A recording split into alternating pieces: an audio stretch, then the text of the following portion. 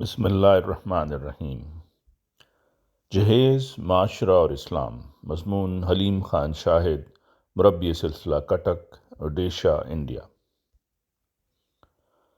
یہ راحت جاں نور نظر تیرے حوالے، یا رب میرے گلشن کا شجر تیرے حوالے۔ پہنے ہے یہ ایمان کا اخلاق کا زیور، یہ لال یہ الماس و گوہر تیرے حوالے۔ جہیز عربی زبان کا لفظ ہے جس کا مطلب اسباب یا سامان ہے۔ یہ سامان کو بھی کہتے ہیں جو لڑکی کو نکاح میں اس کے ماں باپ کی طرف سے دیا جاتا ہے۔ بر صغیر کے مسلم معاشرے میں عموماً اور غیر مسلم معاشرے میں خصوصاً جہیز کے لین دین میں ایک دوڑ لگی ہوئی ہے۔ کتنی ہی عورتیں جہیز نہ ہونے کی وجہ سے گھروں میں بیٹھے بیٹھے بوڑھی ہو جاتی ہیں۔ کم جہیز کی وجہ سے بہت سی عورتوں کی زندگی عذاب ہو جاتی ہے۔ مار پیٹ کے علاوہ بعض دفعہ ان کو جلا دیا جاتا ہے یا ان پر تیزاب پھینکا جاتا ہے۔ اب تو یہ چیز دیکھنے میں آ رہی ہے کہ اس رسم کی وجہ سے بچیاں، ماں باپ خودکشی تک کر لیتے ہیں، یا پھر اگر بچی سسرال میں ہے تو موت کے گھاٹ اتار دی جاتی ہے۔ افسوس کا مقام یہ ہے کہ یہ تعداد معاشرے میں گھٹنے کی بجائے مسلسل بڑھتی جا رہی ہے۔ اس کے علاوہ جہیز کی اس قبیح رسم کی وجہ سے بہت سارے لوگوں نے پیٹ میں موجود معصوم کلی کو ضائع کرنا اور دنیا میں آنے سے قبل ہی اس کو ابدی نیند سلا دیے جانے کا سنگین جرم کرنا شروع کر دیا ہے۔ نتیجتاً لڑکوں کے مقابلہ میں لڑکیوں کی شرح پیدائش کم ہو سکتی ہے۔ رسم جہیز نے مار دی ہیں بے شمار بیٹیاں، اب تو اس رواج سے ہیں بیزار بیٹیاں۔ دور حاضر میں جہیز کے مسائل اتنے ہو گئے ہیں کہ بی بی سی کی 2015 کی ایک رپورٹ کے مطابق پوری دنیا میں جو تعداد ہے وہ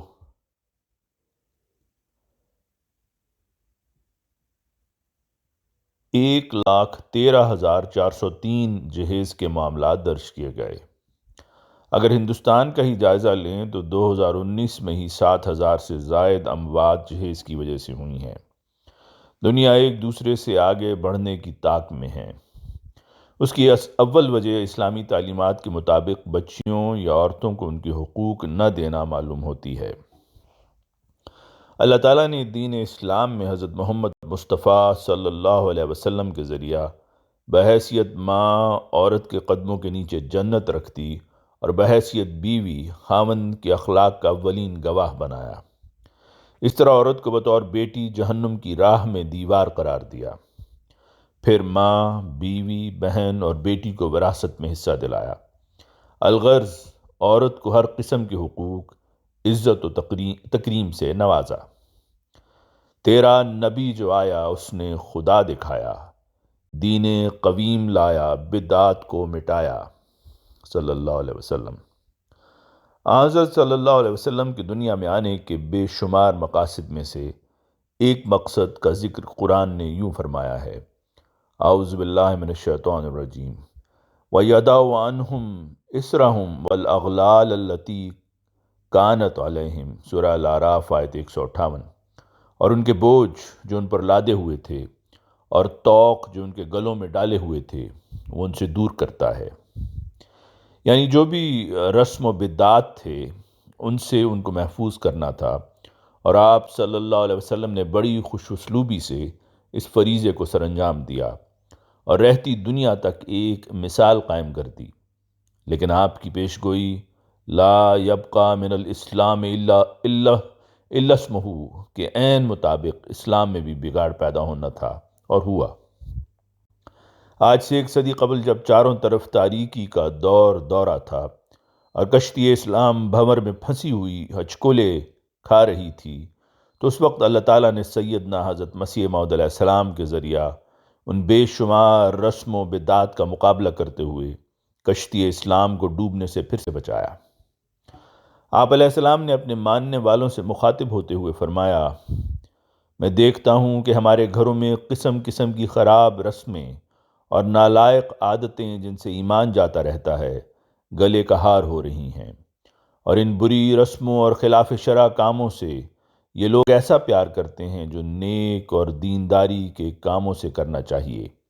سو آج ہم کھول کر بآواز کہہ دیتے ہیں کہ سیدھا راہ جس سے انسان بہشت میں داخل ہوتا ہے یہی ہے کہ شرک اور رسم پرستی کے طریقوں کو چھوڑ کر دین اسلام کی راہ اختیار کی جائے، اور جو کچھ اللہ جل شانہ نے قرآن شریف میں فرمایا ہے اور اس کے رسول صلی اللہ علیہ وآلہ وسلم نے ہدایت کی ہے، اس راہ سے نہ بائیں طرف منہ پھیریں نہ دائیں، اور ٹھیک ٹھیک اسی راہ پر قدم ماریں اور اس کے برخلاف کسی راہ کو اختیار نہ کریں۔ بحوالہ مجموعہ اشتہارات۔ اسی طرح آپ علیہ السلام کے خلفائے کرام بھی وقتاً فوقتاً اس طرف توجہ دلاتے رہتے ہیں۔ حضرت مرزا مسرور احمد خلیفۃ المسیح الخامس ایدہ اللہ تعالی بنصر العزیز فرماتے ہیں، اپنے آپ کو معاشرے کے رسم و رواج کے بوجھ تلے نہ لائیں۔ حضرت صلی اللہ علیہ وسلم تو آپ کو آزاد کروانے آئے تھے اور آپ کو ان چیزوں سے آزاد کیا، اور اس زمانے میں حضرت مسیح موعود علیہ الصلوۃ والسلام کی جماعت میں شامل ہو کر آپ اس عہد کو مزید پختہ کرنے والے ہیں، جیسا کہ چھٹی شرط بیعت میں ہے۔ حضرت مسیح موعود علیہ السلام نے لکھا ہے کہ اتباع رسم اور مطابعت ہوا و ہوس سے باز آ جائے گا، یعنی کوشش ہوگی کہ رسموں سے بھی باز رہوں گا اور ہوا و ہوس سے بھی باز رہوں گا، تو قناعت اور شکر پر زور دیا۔ یہ شرط ہر احمدی کے لیے ہے، چاہے وہ امیر ہو یا غریب ہو۔ اپنے اپنے وسائل کے لحاظ سے اس کو ہمیشہ ہر احمدی کو اپنے مد نظر رکھنا چاہیے۔ بحوالہ خطبہ جمعہ فرمودہ 25 نومبر سن 2005۔ جہیز اور اسلامی تعلیمات۔ اللہ تعالیٰ قرآن شریف میں فرماتا ہے، زُيِّنَ لِلنَّاسِ حُبُّ الشَّهَوَاتِ مِنَ النِّسَاءِ وَالْبَنِينَ وَالْقَنَاطِيرِ المقنطرة من الذهب والفضة والخيل المسومة والأنعام والحرث ذلك متاع الحیات الدنیا واللہ عنده حسن المآب۔ سورہ آل عمران آیت 15۔ یعنی لوگوں کے لیے طبعاً پسند کی جانے والی چیزوں کی، یعنی عورتوں کی اور اولاد کی اور ڈھیروں ڈھیر سونے چاندی کی، اور امتیازی نشان کے ساتھ داغے ہوئے گھوڑوں کی اور مویشیوں اور کھیتیوں کی محبت خوبصورت کر کے دکھائی گئی ہے۔ یہ دنیاوی زندگی کا عارضی سامان ہے، اور اللہ وہ ہے جس کے پاس بہت بہتر لوٹنے کی جگہ ہے۔ ان دنیاوی عارضی سامانوں میں سے ایک سامان وہ ہے جو معاشرے میں جہیز کے نام سے موسوم ہے۔ جہیز دینا کوئی رسم نہیں ہے، بلکہ رسول پاک صلی اللہ علیہ وسلم کی ایک سنت ہے۔ بچی کی شادی ایک ایسا موقع ہوتا ہے جب ماں باپ اپنی بیٹی کو جوان ہونے پر ہمیشہ ہمیش کے لیے اپنے گھر سے رخصت کرتے ہیں، اور وہ دوسرے خاندان کا فرد بننے کے لیے جا رہی ہوتی ہے۔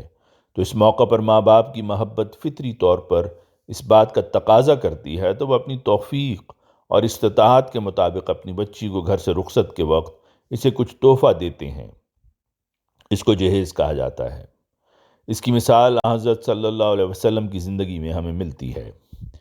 حضرت علی رضی اللہ عنہ فرماتے ہیں کہ حضرت فاطمہ کی شادی کے موقع پر نبی کریم صلی اللہ علیہ وسلم نے ان کو بنیادی ضرورت کا صرف تھوڑا سا سامان دیا تھا، جو یہ تھا: ایک قویلہ ریشمی چادر، چمڑے کا گدیلا جس میں کھجور کے ریشے تھے، آٹا پیسنے کی چکی، مشکیزہ، 2 گھڑے۔ یہ کل جہیز تھا جو حضرت فاطمہ رضی اللہ عنہا کو دیا۔ بحوالہ مسند احمد بن حنبل۔ لیکن یہ یاد رکھنا چاہیے کہ آپ صلی اللہ علیہ وسلم اپنے بچوں کو ان دنیاوی عارضی سامانوں سے بچتے ہوئے سادہ زندگی گزارنے اور قناعت اختیار کرنے کی طرف توجہ دلاتے رہتے تھے۔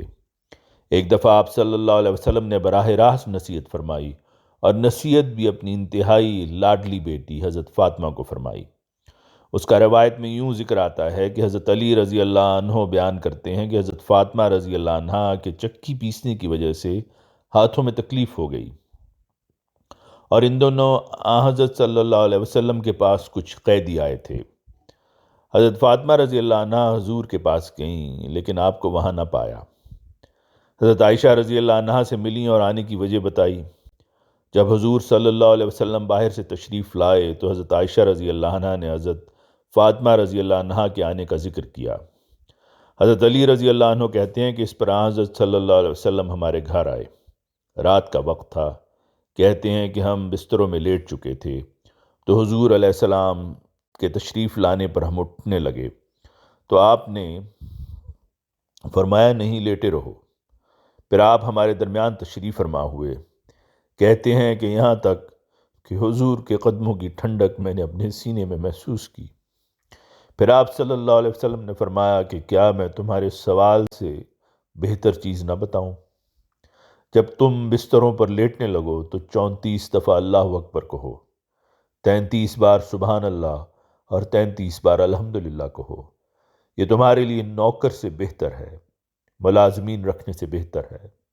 بحوالہ مسلم کتاب و ذکر باب التسبیح۔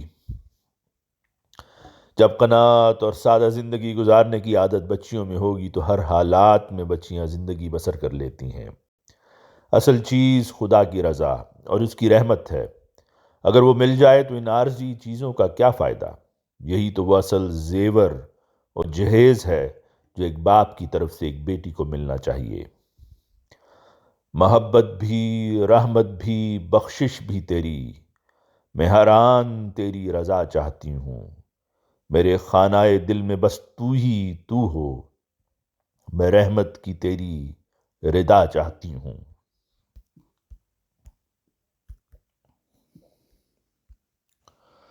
حضرت مولانا نور الدین خلیفۃ المسیح الاول رضی اللہ عنہ نے جب اپنی بیٹی حفصہ کی شادی کی تو انہیں علاوہ اس جہیز کے جو عام طور پر لوگ دیا کرتے ہیں ایک بڑا صندوق کتابوں کا بھی دیا جو آپ کے زیر مطالعہ رہتی تھیں۔ یہ سب کتابیں قرآن کریم، احادیث اور دینیات کی تھیں۔ مگر جب انہیں ڈولی میں سوار کیا گیا تو آپ رضی اللہ عنہ نے رخصت کرنے کے لیے تشریف لائے اور کہا حفصہ میں تیرا جہیز لایا ہوں۔ پھر ایک کاغذ ان کی گود میں رکھ دیا اور کہا کہ بچہ اس کو سسرال پہنچ کر کھولنا اور پڑھ لینا۔ اس کاغذ میں درج تھا بچہ اپنے مالک رازق اللہ کریم سے ہر وقت ڈرتے رہنا اور اس کی رضا مندی کا ہر دم طالب رہنا اور دعا کی عادت رکھنا، نماز اپنے وقت پر اور منزل قرآن کریم کی بقدر امکان بدوں ایام ممانعت شریعہ ہمیشہ پڑھنا، زکوٰۃ، روزہ، حج کا دھیان رکھنا اور اپنے موقع پر عمل درآمد کرتے رہنا۔ گلا، جھوٹ، بہتان، بیہودہ قصے کہانیاں یہاں کی عورتوں کی عادت ہے اور بے وجہ باتیں شروع کر دیتی ہیں۔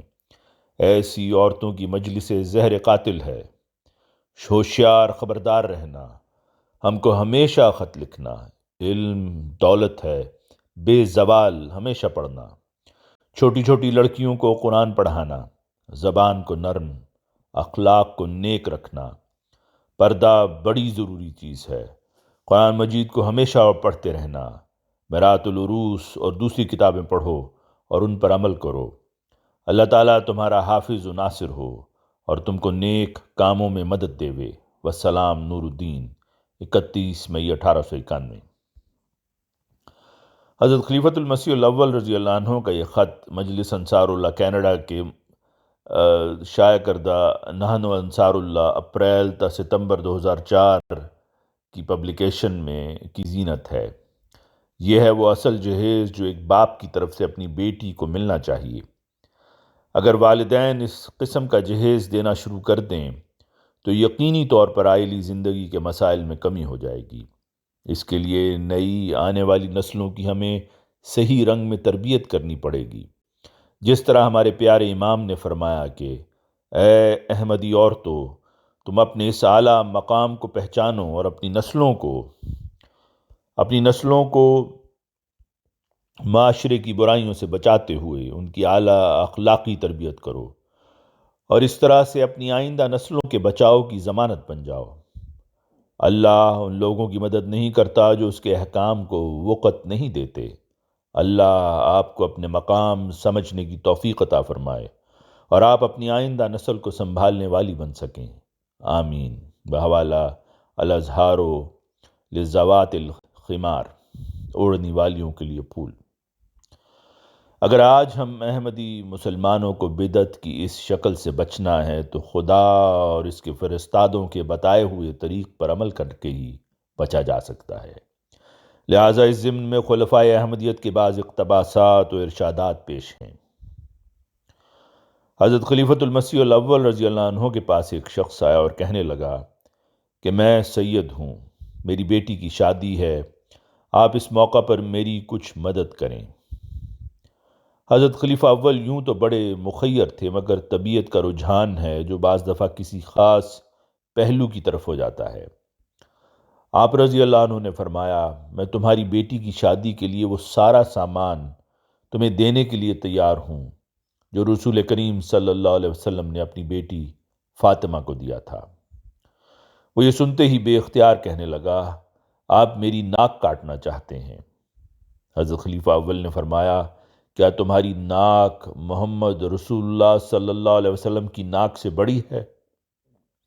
تمہاری عزت تو سید ہونے میں ہے، پھر اگر اس قدر جہیز دینے سے رسول کریم صلی اللہ علیہ وسلم کی حد تک نہیں ہوئی تو تمہاری کس طرح ہو سکتی ہے؟ بحوالہ حیات نور۔ حضرت خلیفۃ المسیح الثانی رضی اللہ عنہ فرماتے ہیں، اس میں شبہ نہیں کہ جہیز اور بری کی رسوم بہت بری ہیں، اس لیے جتنی جلدی ممکن ہو اس کی اصلاح کی کوشش کرنی چاہیے۔ ایسی وبا اور مصیبت جو گھروں کو تباہ کر دیتی ہے، اس قابل ہے کہ اسے فی الفور مٹا دیا جائے۔ میں نے دیکھا ہے اچھے اچھے گھرانے اس رسم میں بری طرح مبتلا ہیں، پس اس میں کوئی شبہ نہیں کہ نہ صرف جہیز بلکہ بری بھی بری چیز ہے۔ اپنی استطاعت کے مطابق جہیز دینا تو پھر بھی ثابت ہے، لیکن بری کا اس رنگ میں جیسے کہ اب مروج ہے، مجھے اب تک کوئی حوالہ نہیں ملا۔ بحوالہ اوڑھنے والیوں کے لیے پھول۔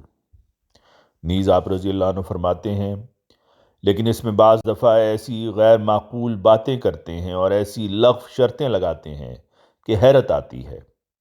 مثلاً بعض لوگ جہیز کی شرطیں لگاتے ہیں، اتنا سامان ہو تو ہم شادی کریں گے۔ یہ سب لغو ہے۔ میں متواتر سال سے جماعت کو توجہ دلا رہا ہوں کہ ان کی اصلاح کی جائے۔ اگر جماعت کے لوگ اس طرف توجہ کریں تو بہت جلد اصلاح ہو سکتی ہے۔ اگر وہ عہد کر لیں کہ ہر ایسی شادی جس میں فریقین میں سے کسی کی طرف سے بھی ایسی شرطیں عائد کی گئی ہوں تو ہم اس میں شریک نہ ہوں گے، تو دیکھ لو تھوڑے ہی عرصہ میں وہ لوگ ندامت محسوس کرنے لگیں گے اور ان شنی حرکات سے باز آ جائیں گے۔ بھلا اس سے زیادہ اور کیا ذلیل کن بات ہو سکتی ہے کہ لڑکیوں کے 4 پایوں کی طرح سودے کیے جائیں اور منڈی میں رکھ کر ان کی قیمت بڑھائی جائے۔ بس ہماری جماعت کو ایسی شنی حرکات سے بچنا چاہیے اور عہد کرنا چاہیے کہ ایسی شادی میں کبھی شامل نہ ہوں گے، خواہ وہ سگے بھائی یا بہن کی ہو۔ بحوالہ الفضل 18 اپریل 1947۔ حضرت مرزا ناصر احمد صاحب خلیفۃ المسیح الثالث رحمہ اللہ تعالیٰ فرماتے ہیں، جو شخص رسوم اور بدعات کو نہیں چھوڑتا، جس طرح اس کا ایمان پختہ نہیں، اسی طرح وہ نبی کریم صلی اللہ علیہ وسلم کی مدد اور اسلام کی تقویت کے لیے وہ قربانیاں بھی نہیں دے سکتا جن قربانیوں کا اسلام اس سے مطالبہ کرتا ہے۔ بحوالہ خطبات ناصر جلد اول۔ نیز ایک مقام پر آپ رحمہ اللہ فرماتے ہیں، جس پاکیزگی کے قیام کے لیے محمد رسول اللہ صلی اللہ علیہ وآلہ وسلم اور حضرت مسیح موعود علیہ السلام دنیا کی طرف مبعوث ہوئے تھے، اور ہر بدعت اور بدرسوم کے خلاف جہاد کا اعلان کر دیا ہے، اور میں امید رکھتا ہوں کہ آپ سب میرے ساتھ اس جہاد میں شریک ہوں گے اور اپنے گھروں کو پاک کرنے کے لیے شیطانی وسوسوں کی سب راہوں کو اپنے گھروں پر بند کر دیں گے۔ بحوالہ خطبات ناصر جلد اول۔ حضرت خلیفۃ المسیح الرابع رحمہ اللہ فرماتے ہیں، بچی کو طاقت سے بڑھ کر تکلف کے ساتھ جہیز دینا، اس غرض سے دنیا کیا کہے گی کہ بچی کو کچھ نہیں دیا، اس کی کوئی شرعی سند نہیں ہے۔ حضرت مسیح موعود علیہ السلام تو فرماتے ہیں کہ نکاح میں جو لازم ہے وہ صرف اتنا ہے کہ کھڑے ہو کر ایجاب قبول ہو اور رخصتانہ ہو جائے، صرف اتنا سا فرض ہے۔ چنانچہ آپ علیہ السلام فرماتے ہیں کہ اب بتاؤ اس کے لیے کون سے سودی روپے لینے کی ضرورت ہے اور کیوں بوجھوں کے نیچے دبنے کی ضرورت ہے۔ بحوالہ خطبات طاہر جلد 2 صفحہ 634-635۔ ہمارے پیارے موجودہ امام اس تعلق سے کیا ارشادات پیش کرتے ہیں؟ آپ اید اللہ تعالیٰ بن نصر العزیز فرماتے ہیں، بعض خاندان ایسے ہیں جو شادی کے بعد لڑکی کو طعنہ دیتے ہیں کہ جہیز لے کر نہیں آئی، اولاد نہیں ہوتی، اس کی تو لڑکیاں ہوتی ہیں۔ اس طرح لڑکے والے لڑکی کو طعنے دیتے ہیں تو پھر علیحدگی ہو جاتی ہے۔ بعض دادیاں نانیاں پاکستان سے دیہاتی ماحول سے آئی ہیں اور دیہاتی اثر ان پر غالب ہے اور ان کی جاہلانہ سوچ کی وجہ سے بعض رشتے خراب ہو رہے ہیں۔ بحوالہ الفضل 9 اگست 2012۔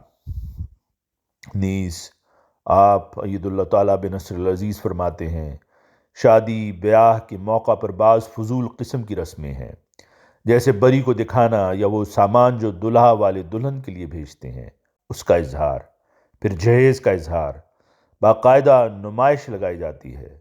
اسلام تو صرف حق مہر کے اظہار کے ساتھ نکاح کا اعلان کرتا ہے، باقی سب فضول رسمیں ہیں۔ صرف رسموں کی وجہ سے اپنا ناک اونچا رکھنے کی وجہ سے غریبوں کو مشکلات میں قرضوں میں نہ گرفتار کریں، اور دعویٰ یہ ہے کہ ہم احمدی ہیں اور بیعت کی 10 شرائط پر پوری طرح عمل کریں گے۔ تو یہ مختصراً میں نے ایک شادی کی رسم پر عرض کیا ہے۔ اگر اس کو کھولوں تو اس شادی کی رسم پر ہی خوفناک بھیانک نتائج سامنے لانے والی اور بہت سی مثالیں مل سکتی ہیں، اور جب رسمیں بڑھتی ہیں تو پھر انسان بالکل اندھا ہو جاتا ہے، اور پھر اگلا قدم یہ ہوتا ہے کہ مکمل طور پر ہوا و ہوس کے قبضہ میں چلا جاتا ہے، جبکہ بیعت کرنے کے بعد تو وہ یہ عہد کر رہا ہے کہ ہوا و ہوس سے باز آ جائے گا اور اللہ اور اس کے رسول صلی اللہ علیہ وسلم کی حکومت مکمل طور پر اپنے اوپر طاری کر لے گا۔ اللہ اور رسول ہم سے کیا چاہتے ہیں؟ یہی کہ رسم و رواج اور ہوا و ہوس چھوڑ کر میرے احکامات پر عمل کرو۔ بحوالہ شرائط بیعت اور احمدی کی ذمہ داریاں۔ نیز آپ اید اللہ تعالیٰ فرماتے ہیں، شادی بیاہ پر فضول خرچی کرنے سے بچو، صرف دکھاوے کے لیے اپنی بیٹی کا جہیز نہ بناؤ بلکہ ضرورت کے مطابق بناؤ۔ اگر اللہ کا فضل نہ ہو تو جہیز لے کر جانے والی بچیاں ہی بعض دفعہ ظالم خاوندوں کے ہاتھوں یا ظالم سسرال کے ہاتھوں تکلیف اٹھا رہی ہوتی ہیں۔ اس لیے ہمیشہ اللہ کا فضل مانگنا چاہیے، صرف جہیز پر انحصار نہیں۔ دعاؤں کے ساتھ بچیوں کو رخصت کرنا چاہیے، نہ کہ اپنی دولت اور لڑکی کے جہیز یا فلیٹ یا مکان جو اس کو دیا گیا ہے اس پر انحصار کرتے ہوئے، اس پر گھمنڈ کرتے ہوئے۔ کبھی کسی غریب یا اپنے سے کم پیسے والے کی بچی کی رخصتی کو تحقیر کی نظر سے کبھی نہ دیکھیں۔ جب اللہ تعالیٰ کے فضل شامل ہوں گے تبھی بچیاں بھی اپنے گھروں میں خوش رہیں گی، آباد رہیں گی۔ بحوالہ جلسہ سالانہ سوئٹزرلینڈ سن 2004۔ آخر پر حضرت امیر المومنین کی اس دعائیہ نصیحت پر اپنا مضمون ختم کرتا ہوں۔ آپ فرماتے ہیں، بس ہمیں کوشش کرنی چاہیے کہ اپنے عہد کو نبھاتے ہوئے، اپنی بیعت کی حقیقت کو سمجھتے ہوئے حقیقی ایمان لانے والوں میں شامل ہوں۔ ہمیشہ یاد رکھنا چاہیے کہ ہم اس نبی کے ماننے والے ہیں جنہوں نے ہمیں صحیح راستہ دکھایا، ہمیں اچھے اور برے کی تمیز سکھائی۔ اگر اس کے بعد پھر ہم دنیا داری میں پڑھ کر رسم و رواج یا لغویات کے طوق اپنی گردنوں میں ڈالے رہیں گے تو ہم نہ عبادتوں کا حق ادا کر سکتے ہیں، نہ نور سے حصہ لے سکتے ہیں۔ اللہ تعالی ہمیں توفیق عطا فرمائے کہ ایمانوں میں مضبوطی پیدا کرنے والے ہوں، اللہ اور اس کے رسول کے قول پر عمل کرنے والے ہوں، رسم و رواج سے بچنے والے ہوں، دنیاوی ہوا و ہوس اور ظلموں سے دور رہنے والے ہوں، اور اللہ تعالیٰ کے نور سے ہم ہمیشہ حصہ پاتے چلے جائیں۔ کبھی ہماری کوئی بدبختی ہمیں اس نور سے محروم نہ کرے۔ بحوالہ خطبہ جمعہ فرمودہ 15 جنوری سن 2010۔ آمین اللہم آمین۔ جو رسم و رواجوں کو چھوڑیں گے ہم، تو ناتا مسیحا سے جوڑیں گے ہم۔ منائیں اگر سادگی سے خوشی، تو اسراف سے منہ کو موڑیں گے ہم۔ آواز مرزا عمران احسن۔